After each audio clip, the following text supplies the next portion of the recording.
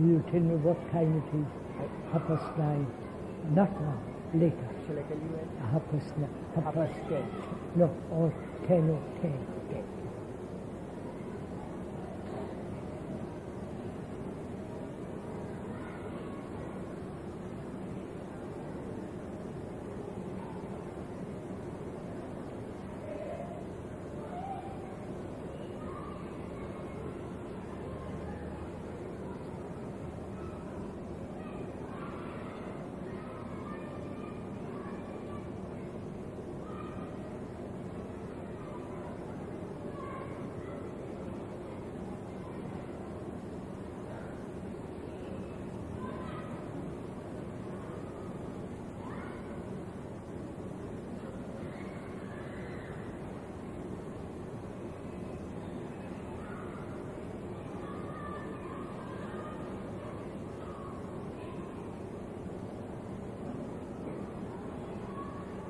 There are several questions called packet up there.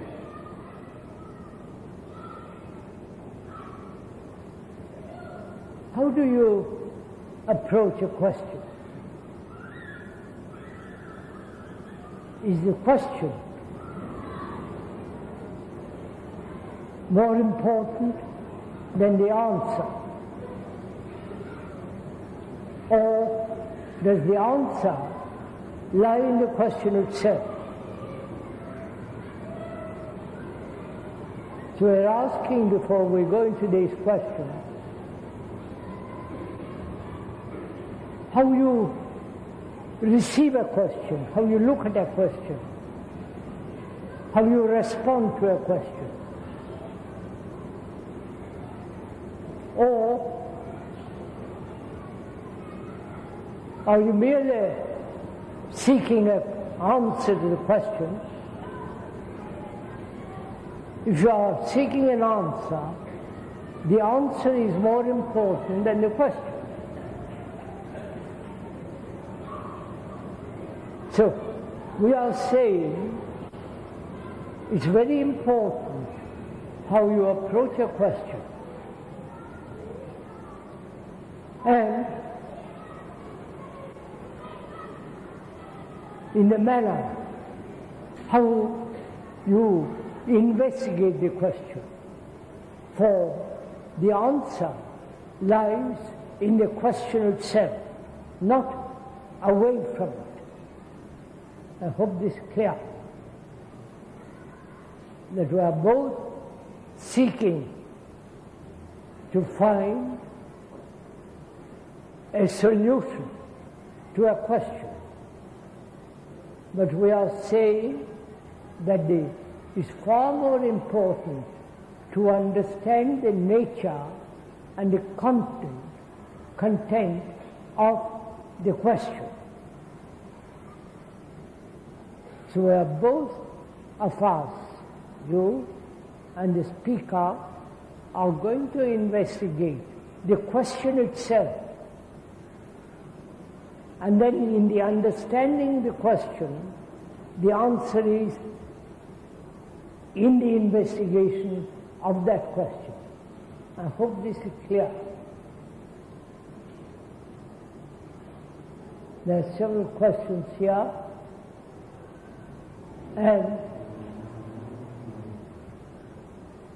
you and the speaker together are going to explore the nature of the question, and then perhaps we'll be able to find the answer in the question itself. Is this fairly clear? So we're going to read these questions first. What is beauty? Why do we like things that are beautiful? What is beauty, and why is it that we like things that are beautiful? That's the question. So we are together going to investigate, explore, find out the question itself, the content of the question. Is it clear? The questioner asks, what is beauty? Now when you look around this hall, is it beautiful? When you look at the sky of an evening with one star in the heavens, is that beautiful? Or when you see a marvelous sunset full of color, great depth, great sense of expansion, and the whole universe is filled with light and color, is that beautiful? Or only the things that man has made are beautiful? Man has made the cathedrals, the temples, the churches.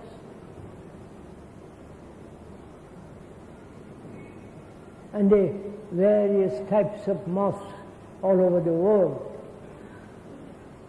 So the man-made things like a painting, poem, a sculpture, a building, which are all man-made, and therefore are they beautiful?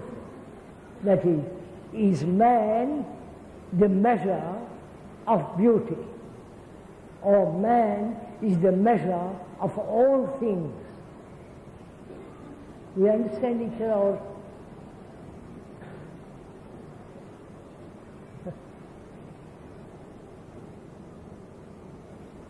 We're asking to find out what is beauty.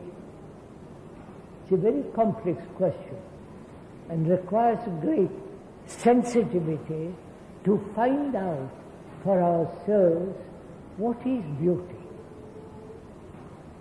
You see a marvelous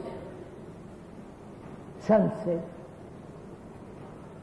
the early morning rise of the sun over the trees, or you see a great mountain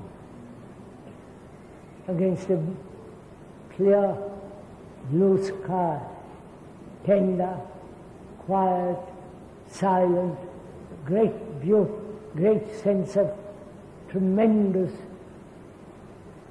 dignity, a sense of wonder.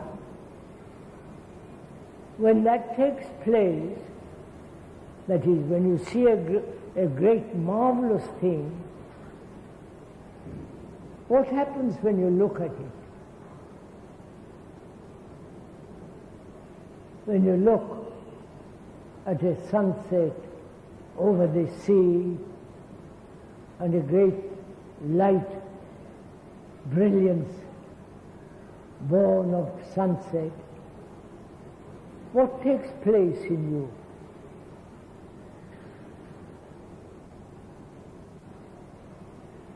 Please, we are investigating together. We are not just waiting for the speaker to answer your question. We are together exploring the question, whatever the question, a political, economic, social, and so on. The questioner here is asking, what is beauty? We are saying that beauty exists only when the self, the me, is not. Man-made things like a painting,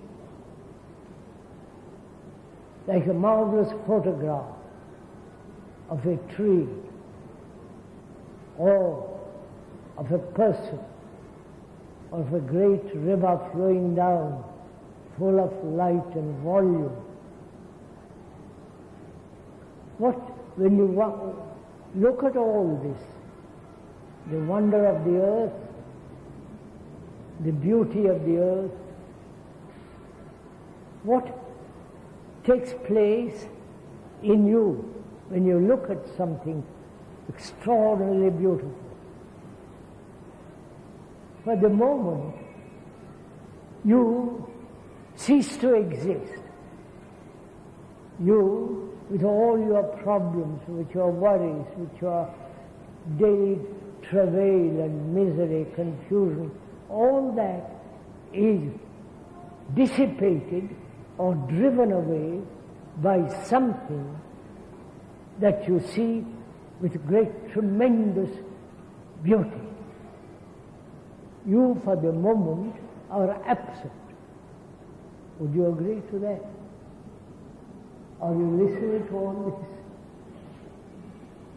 this? If you are listening and you see or perceive when there is beauty, great beauty, not merely physical beauty of a woman or a man,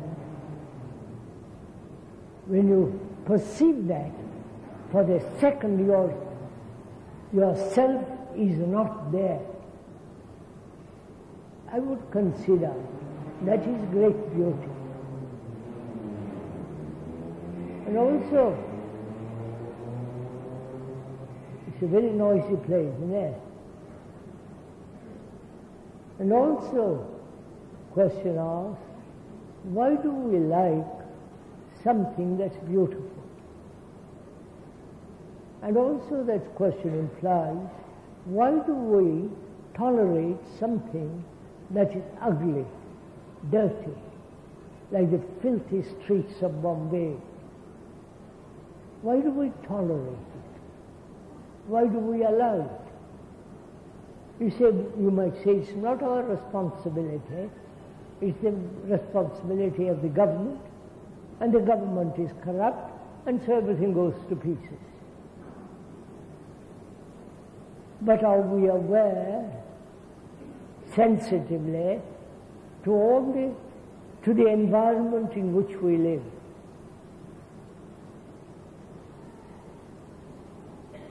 The room in which we live, whether it is orderly, clean, well proportioned or not, are we aware of all this? Or we just put up with everything?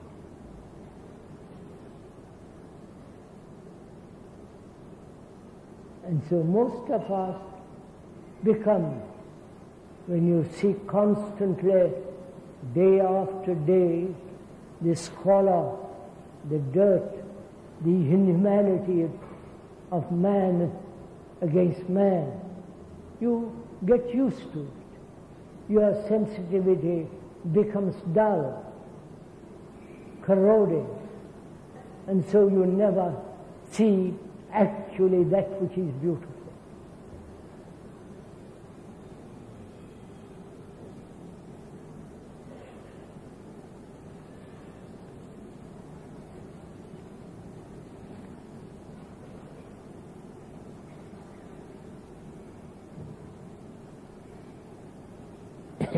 Is the perception of the actual possible without the intervention of thought? Is perception of the actual possible without the intervention of thought? You understand the question? Is it possible to perceive a tree, your wife or your husband, or your boss or your helper, your servant, or the nature around you, to perceive that without the intervention of thought? If the question is clear, that is, can you see a tree or the new moon or the setting of the sun, or your wife or your husband and your children, without thought interfering with your perception? That's the question. Let us explore the question. What do we mean perceiving? To perceive, to observe.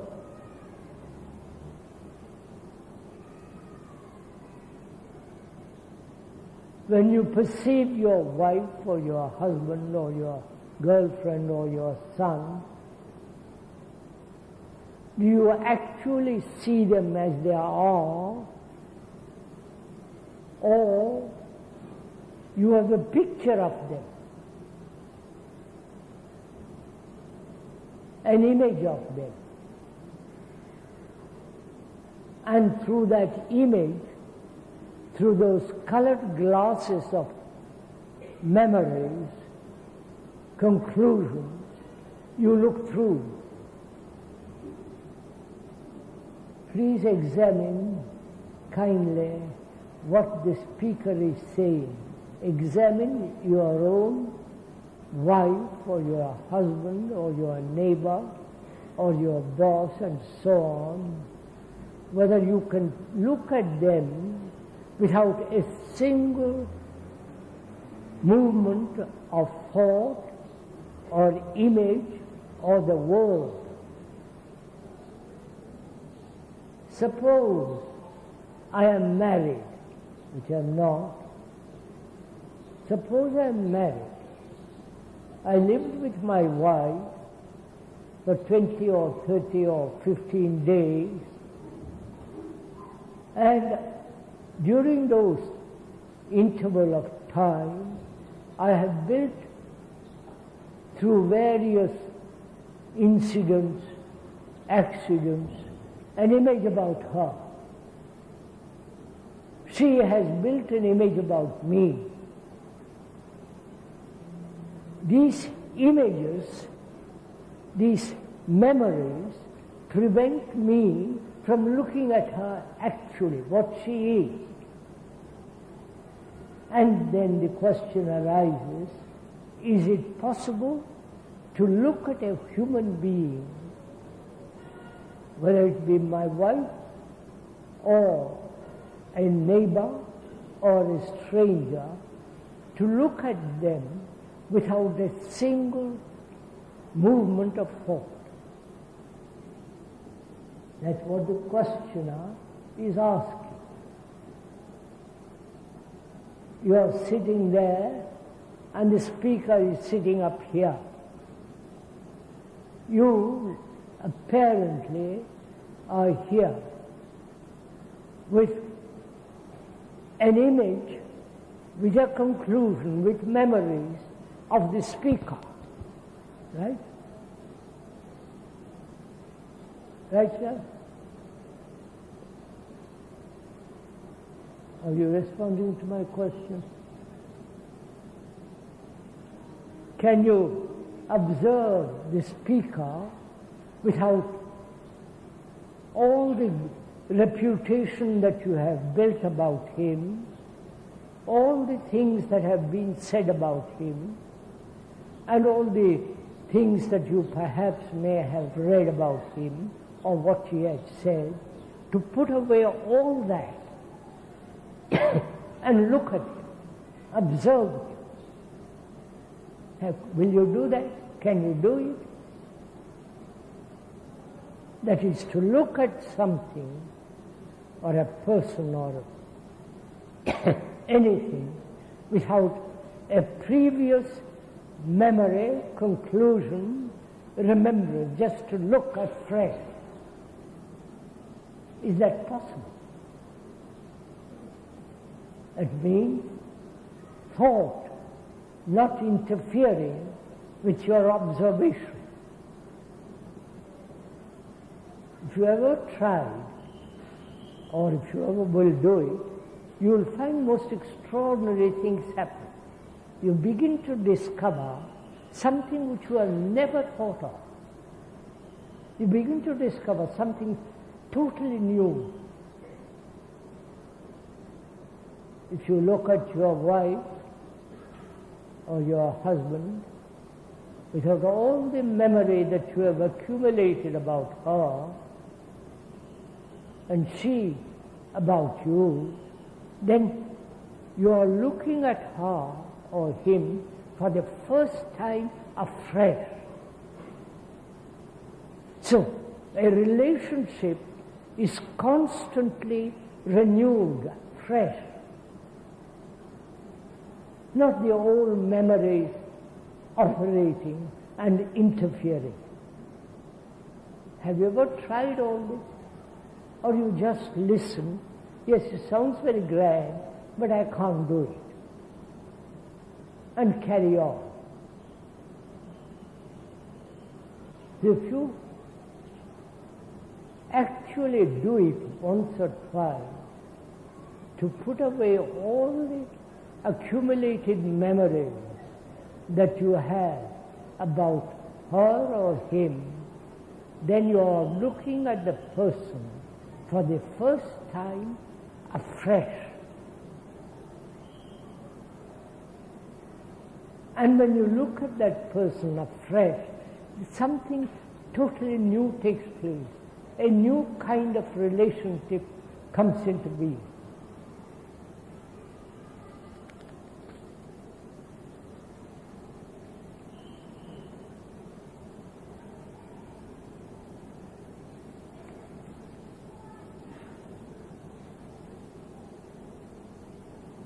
How can one live with a husband who does not care?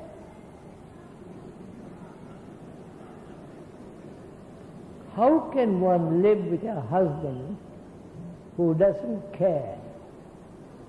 I don't know.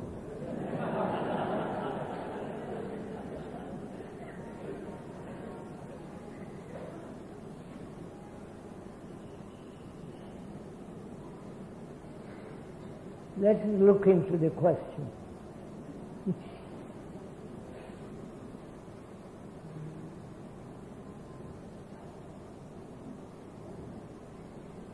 What is a husband and what is a wife? In America and the parts of the world, man, boy and a girl are living together without going through marriage ceremony or going through the registrar, register their marriage. That's one thing. Boy and a girl live together without going through marriage or recording officially. Then there is the other side.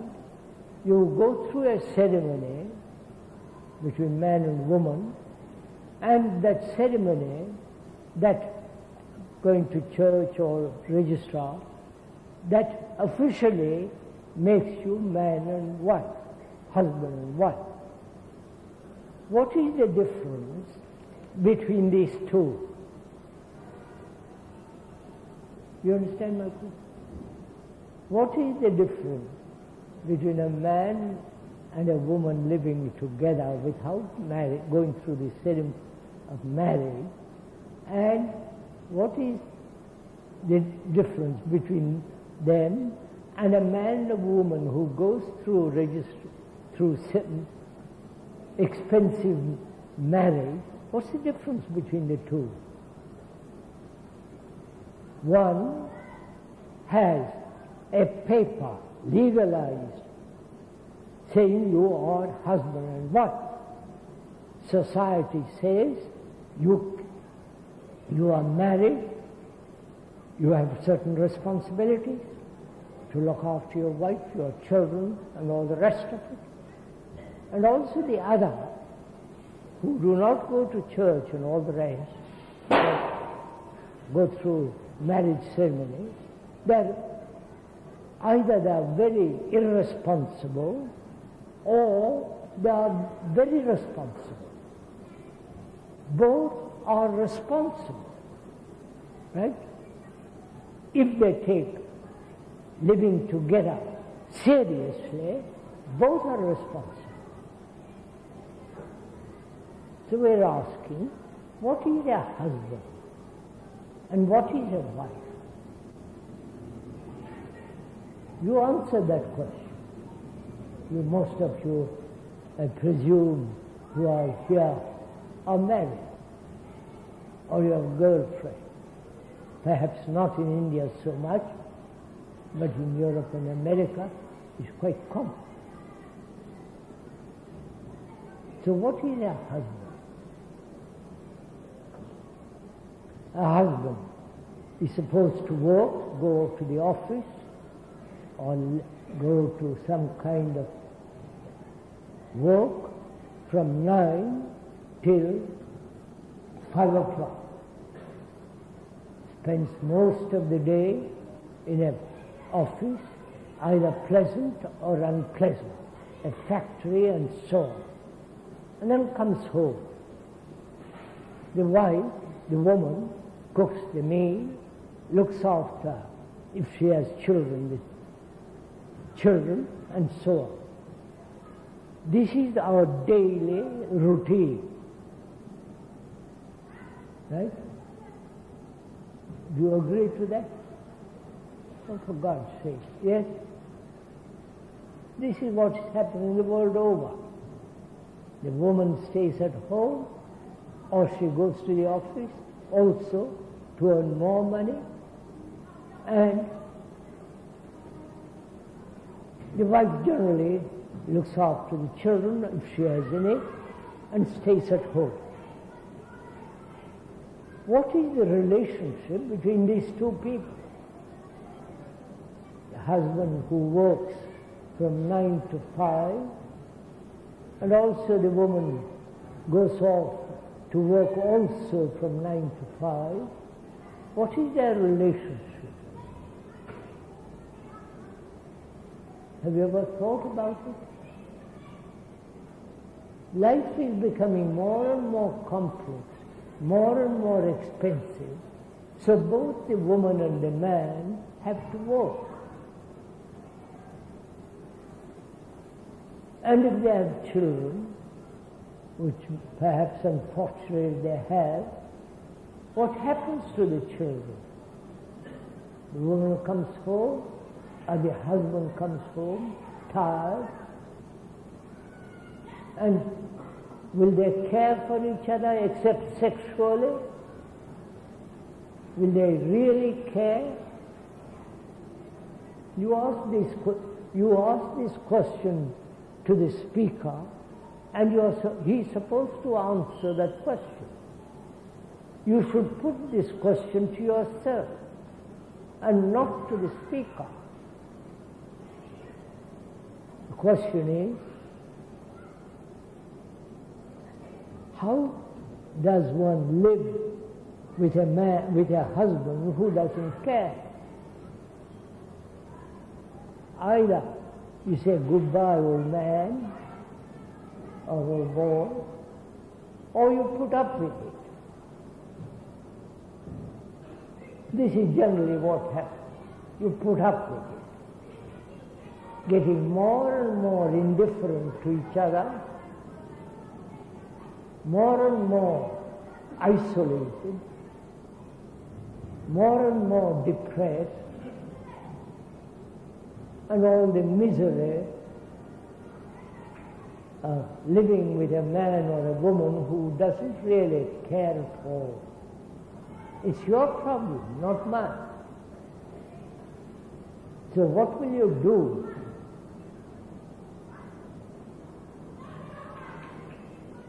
Go after another woman? Go after another man? And it will also happen there.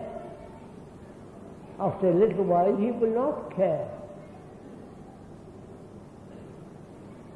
And so you have Problem always caught in this problem. Which means,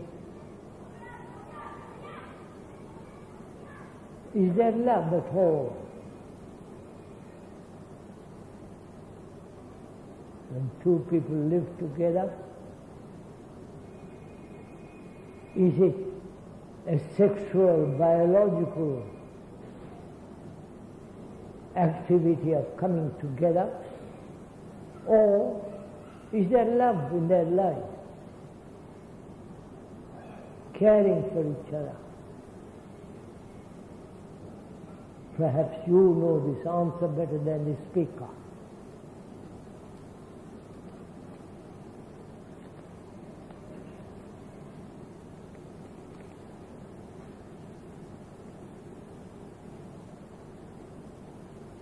Good Lord, is it necessary to marry in life? What is the physical relationship between man and woman? I don't know. You ought to know. Huh? What a strange question this is, isn't it? Is it necessary to marry in life?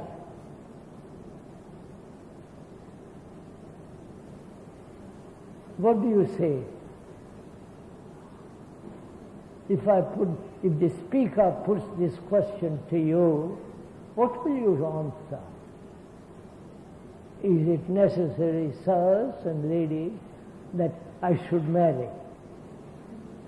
What would be your answer? Your answer probably would be, do what you want to do. Why bother me with it? It's up to you. But you see, the question is really much more complex than that. We all want companionship. We all want sexual relationship, a biological necessity. Or also we want somebody on whom we can rely, in whom we can find security, in whom there is a sense of comfort, support. Because most of us cannot stand alone on our own feet.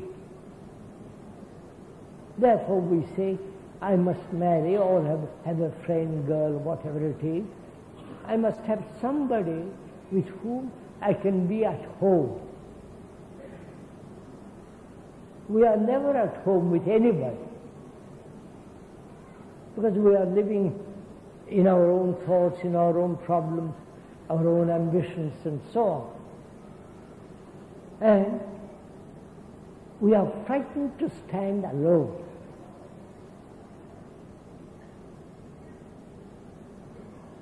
Because life is very lonely. Life is very, very complex, troublesome. And one needs somebody with whom you can talk things over. And also, when you marry, you have sexual relationships, children and so on. So, in this relationship between man and woman, there is always, if there is no love, you use her and she uses you. You exploit her and she exploits you. That's a fact. So, the questioner says, asks, should one marry? And what is the physical relationship between man?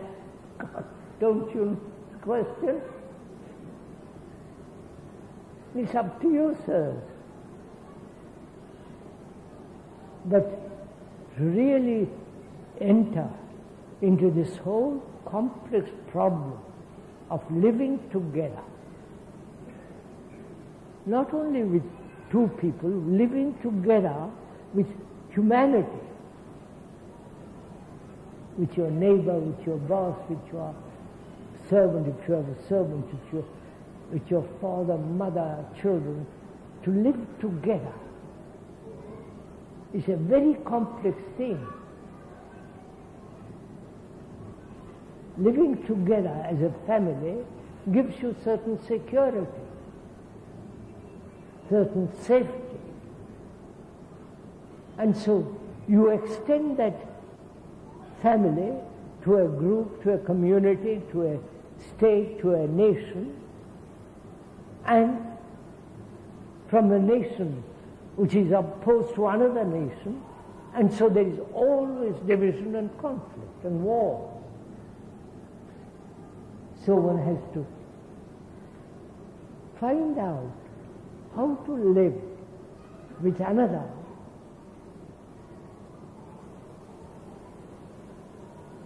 without any conflict, without any sense of struggle, adaptation, adjustment. That requires a great deal of intelligence, integrity. But we just marry off because sexual, biological demands and so on.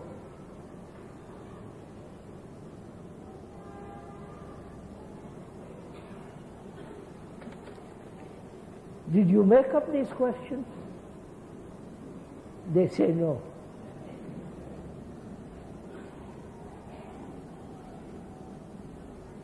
What is the difference between the brain and the mind? What is the difference between the brain and the mind?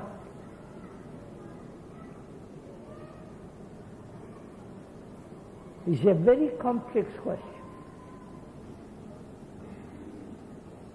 We know what the brain is. The scientists are saying now there is the left side of the brain and the right side of the brain. The left side of the brain is used daily. I won't go into all the details of it. You can read it if you want to. I haven't read it. But some friends who are scientists have told me about it. Left side of the brain is in operation, activity, functioning with all the daily activity. And the right side of the brain is not operating fully, not functioning fully, because right side of the brain is much more intelligent, much more acute, much more aware. So, and also the brain is the center of all action and reaction, of all the sensory responses. This is what the speaker is saying. So the brain contains or has the whole content of consciousness. Consciousness is your belief, your faith, your name, your faculty, capacity, all the memories, all the hurts, pleasure, pain, agony, struggle, all that, affection, so on, all that is the content of your consciousness. The content of your consciousness is you, is the self, is the me. That content of consciousness may invent a super consciousness, or invent various kinds of unimagined or imagined states, but it's still within the content of your consciousness. Right? Do we see this? You are your name, your body, your anger, your greed, your competition, your ambition, your pleasure, your pain, and so on. Love, affection, all that. You are that. And that means the content of your consciousness. The content of your consciousness is the past. Right? Past memories, past incidents, past all kinds of activities, experiences. You are the past. You are knowledge, which is the past. So, that is the brain. We are saying, and the speaker may be wrong, and he has discussed this matter with several so-called scientists, and even then, the speaker may be wrong. Don't please accept what he says. Doubt what he says, question, inquire. He says the brain is the whole limited consciousness with all its content, pleasant, unpleasant, ugly, beautiful, struggle, all that is the content. And the mind is something totally separate from the brain. The mind is outside the brain. The speaker is saying. The scientists are not saying that.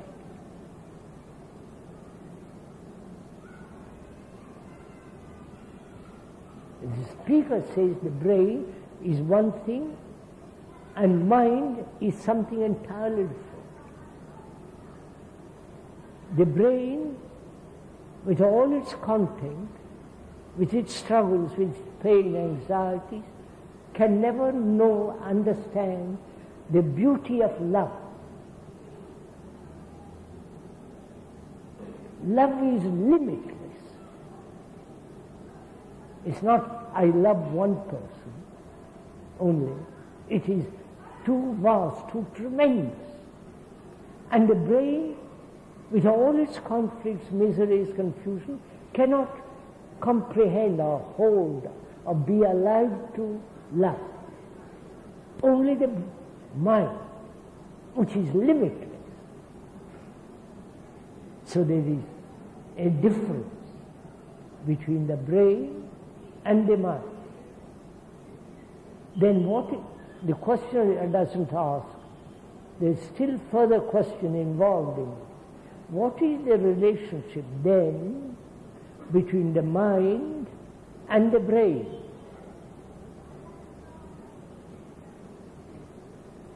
The brain is limited because it is made up of all kinds of separate parts, fragmented, broken up, and therefore it is in a constant state of struggle, conflict. Whereas the mind is totally out of that category. There is a relationship only when the brain is completely free, if that is possible, from all the content of its memories. This requires a great deal of inquiry, sensitivity. Intelligence is not of the brain. The intelligence of thought is not, cannot contain the intelligence of the mind. You understand? Does somebody understand what I'm talking about? No, all right. Look, sir, be very simple. Because if one can be very, very simple, you can go very, very far. But if you begin with lots of complex theories and conclusions, you are stuck there. So let's be very simple. Your daily life, going to the office, working, money, trained in certain disciplines as lawyer, surgeon, businessman, or a cook or whatever it is, your brain is being narrowed down, limited. If I'm a physicist, I spend years and years learning about physics, studying it, investigating it, research into it. So my brain is naturally, through this peculiar culture that we have, is being narrowed down. There are two scientists here, they are great. And our brain has become mechanical, routine, small, because we are so concerned with ourselves, always living in a very, very small area of like, dislike, pain, sorrow, and all the rest of it. But the mind is something entirely different. You cannot understand that or comprehend the nature of that mind if your brain is limited. You cannot understand the limitless when your life is limited. Right? So that is the relationship. The relationship between the brain and the mind can only take place when the brain is free from its content. This is a complex question, requires much more going into, but we haven't the time for it.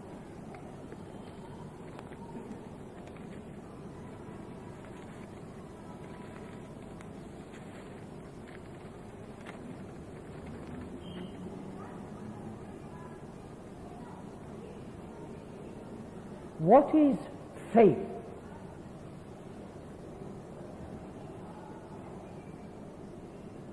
What is faith? Faith in God, faith. I have faith in my wife. She won't betray me. I have faith in my husband. I have faith in my business. And so faith. Whole Christendom is all the religious structure and nature of Christianity is based on faith. And there they do not question, they do not have doubt, skepticism. If you have faith in God, then you cannot possibly allow any form of skepticism, doubt to enter. Or in the Islamic world. But in the Hindu world and in the Buddhist world, doubt is one of the necessary qualities to cleanse the mind, brain. You have faith, haven't you, all of you? Believe. Have you ever questioned your belief, your faith, and your illusions? Or you just accept them? When you have faith, you put aside altogether any question of investigation. Suppose I believe in God, have faith in God, then every question, every doubt must be set aside. Because my belief in God is based on fear.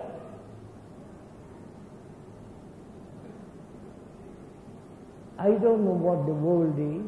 Somebody has created it, and I like to think God has created it. That's one kind of belief. The scientists say there is no such thing as God. It is a natural growth of evolution from the cell into a very, very, very complex cells of the human mind, brain. So, why do we have faith? Isn't that very restricting, narrowing down, limiting? And doesn't faith divide people?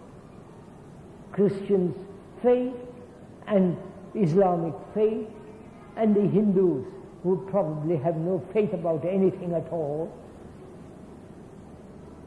And so there is constant conflict between them all. You see, there is also another complex question involved in this. Why do we have ideals? The whole communist world is based on the theoretical supposition of Marx, Stalin and so on, Lenin, that they are their gods. And they believe in what they have said, as Christians believe in what the Bible says, or the Quran, or you with your Gita Upanishads or something else. You all are absorbing what the books say. But you never, for yourself, question the whole thing. Because the moment you question, doubt, you have to rely on yourself. And therefore you are frightened. Therefore much better have faith in something illusory, something that doesn't really actually exist. But if you know for yourself, I have to understand my own life. I have to see if it is possible to bring about a great revolution in my life. Then you start from there. But if you have faith in something, you are living in an extraordinary, illusory world.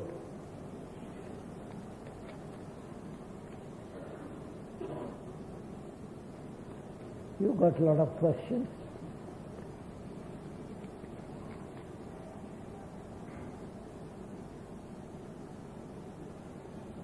Is human consciousness one?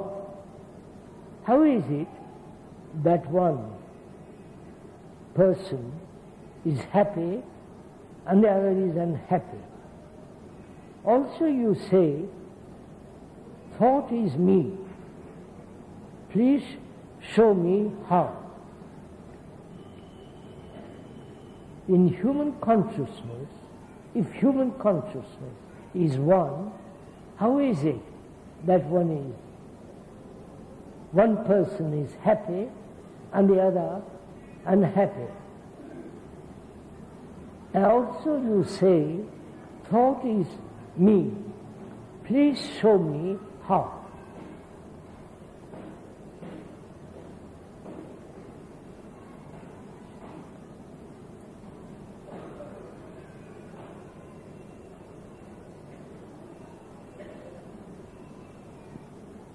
Are you happy?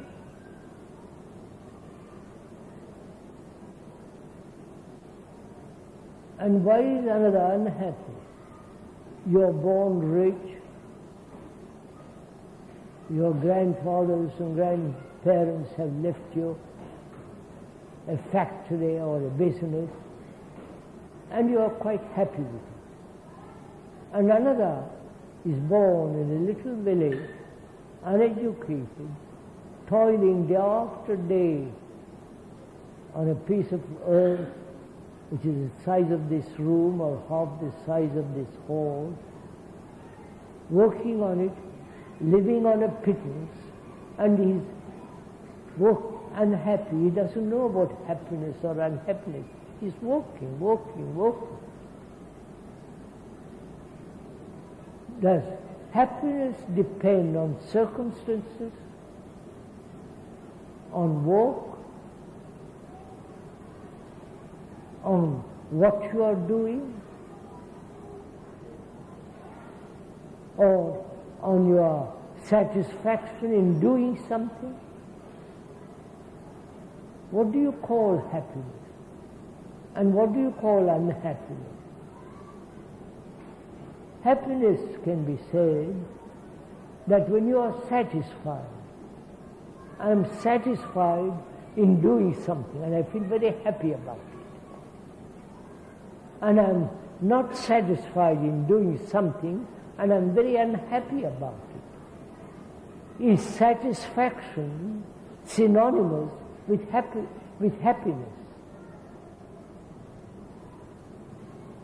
And am I seeking continuously satisfaction? Which means I'm seeking all the time gratification and I will be happy.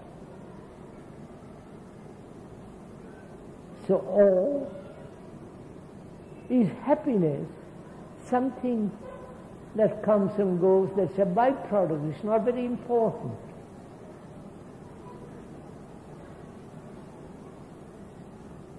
And also the questioner asks,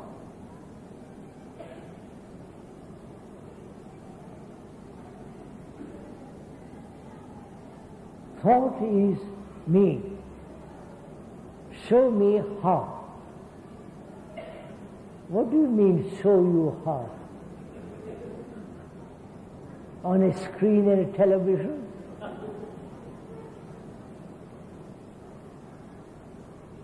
Or make a diagram? Or show you verbally, which is you accept intellectually if the speaker explains, thought is me. Would you understand it? Either the speaker will explain, that is, he will describe, he will explain step by step. And will you see the truth of it?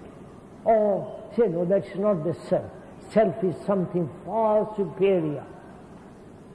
It's divine, it's Atman, it's something else.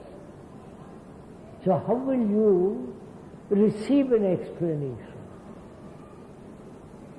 Knowing the explanation, the description, the word is not the thing, right?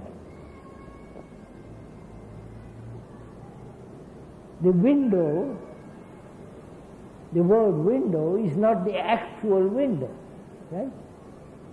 I can paint a mountain, but the painting is not the actual mountain, right? So we can go into this together. I can't show it to you. I can't put it on a screen, television, and show it to you, there it is. But if we can together investigate, if you are willing, if you are bored with it, all right, be bored with it. So let us together find out, what are you? If you are really frank, serious, when that question is put to you, what are you?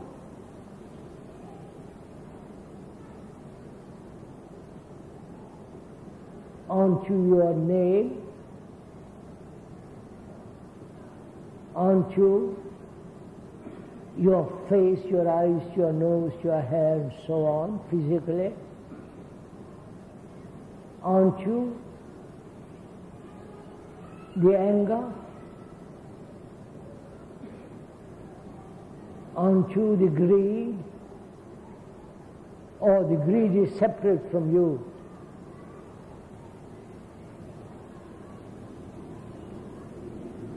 Aren't you, when there is anxiety, aren't you that anxiety? When you are suffering,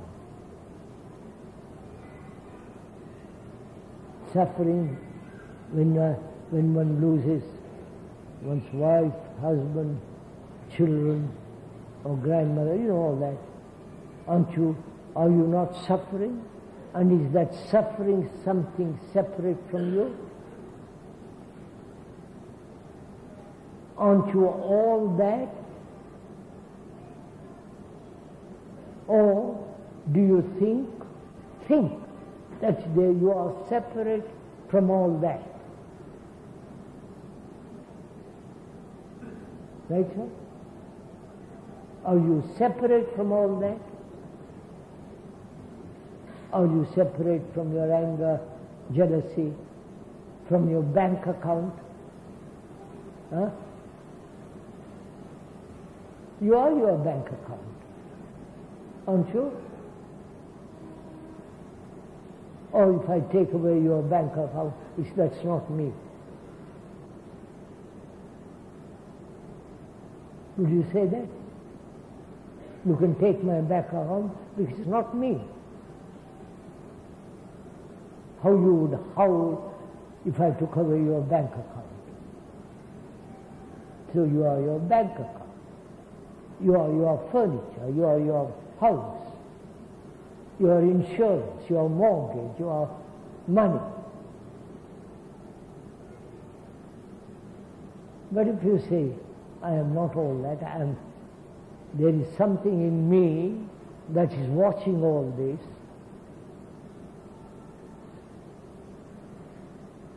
is that a fact? Or you have invented it? Many people say there is super consciousness above all this consciousness. That is that not invented by thought?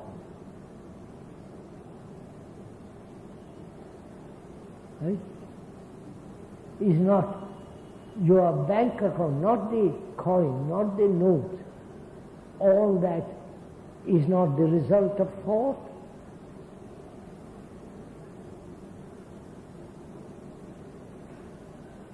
Is not your recognition of your wife, your husband, isn't that thought? So aren't you all the memory of the past? All the tradition of the past? As a Hindu, as this, as, Brahman, non-Brahman, all that business, aren't you all that?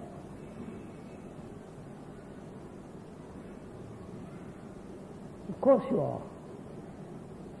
So, you are the knowledge which is the past. You are nothing but memories. Would you accept that? Of course not. Aren't you? If all your memories were taken away, what are you? You would be a vegetable. So your memories, which is always the past, is what you are. your tradition, as a Hindu, as a Parsi, as a Muslim, and so on, that's the result of years of propaganda, years of tradition, which is the activity of thought.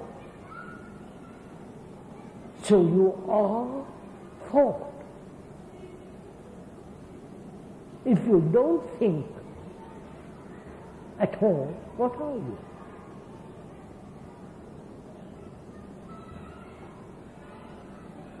So you are the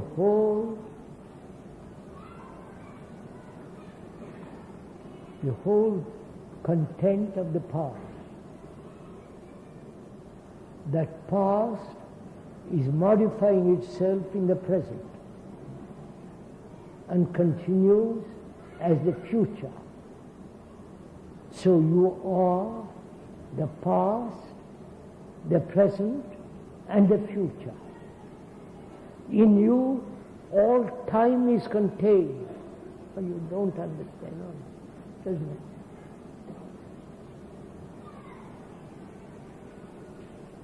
And the self, the me, my name, my quality, my achievement, my ambition, my pain, my sorrow, is all the past. And so the self is the essence of the past, which is memory, knowledge. And therefore the self is very, very, very limited.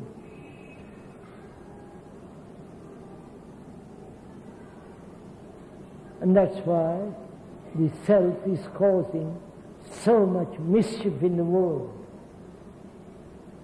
Each self is out for itself. You are out for your own self, aren't you? If you are honest, see this clearly, aren't you out for yourself? Your ambition, your achievement, your fulfillment, your satisfaction.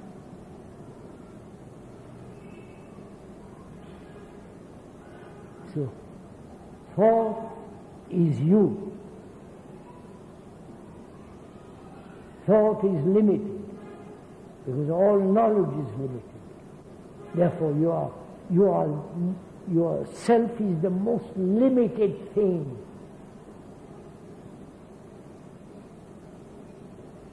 And therefore you are causing enormous sorrow, enormous conflict. Because the self is separated, divisive. So, sirs, as the speaker has explained, the explanation is not the fact.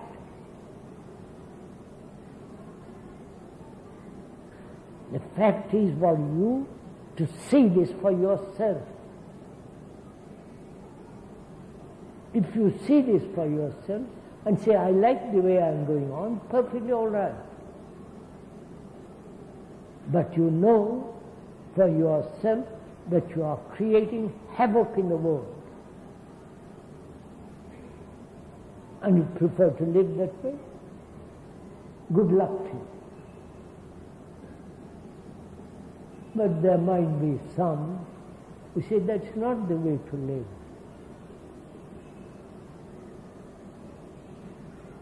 One must live with a global brain, without any division, without any nationality, without any self. Don't make that into some kind of heightened illumination, only few can reach it. Anybody who sets his brain and heart to understand the nature of the self and be free of that self, anybody can do it if they put their mind.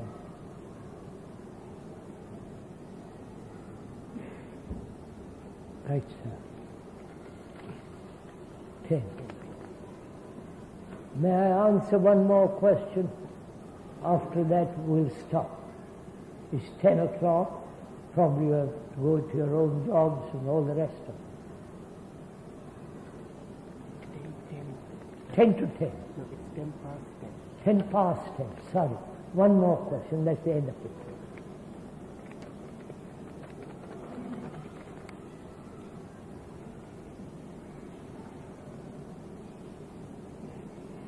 Oh, I've answered this question.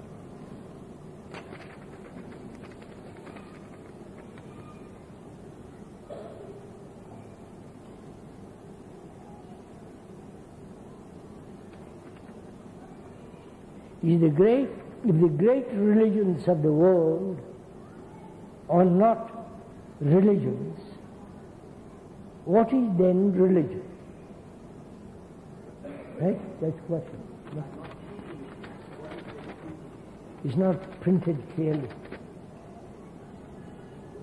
If the great religions of the world are not true religions, what is true religion? Why do you say if religions are not true religions? Why do you say if? Are they religions? You answer that question. You all go to temples probably. You all have marriage ceremonies and puja and all the rest of it. Are they religions? Great religions, Christianity, Islam, Hinduism, Buddhism, are they religions? You see, their rituals, their hierarchy, their faith, belief, they are going to temples and offering enormous sums of money to some things made by hand or by the mind, which you call God, or that, is all that religion? You accept it as religion. But if you question, doubt,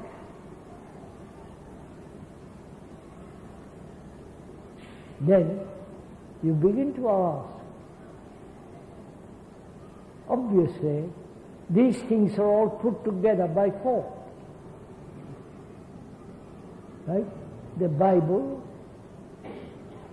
the Quran, and your own so-called religious books are all put down by thought. They are not divine revelations. They are not straight from God's mouth. I know you love to think that. But thought has operated and put down a piece of paper, and then you accept it as something extraordinarily sacred. So, if you brush aside all that, and that requires skepticism, a sense of freedom to observe, freedom from being from fear, from total fear, then you can find out for yourself what is religion. That is there something sacred, not invented by thought, not measured by words? Is there something that is immeasurable, timeless? This has been a question from the ancient of time. The ancient Egyptians, the Greeks, all the great past civilizations have asked this question. Is there something beyond all this which thought has not invented, which thought has not touched, because thought can be measured, Thought is a material process. And whatever it invents is not sacred. So, to find that out,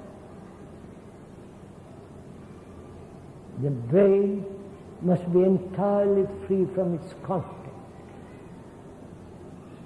from fear, from anxiety, from the sense of terrible loneliness, from death. Then only you'll find out what is true, what is the highest form of religion.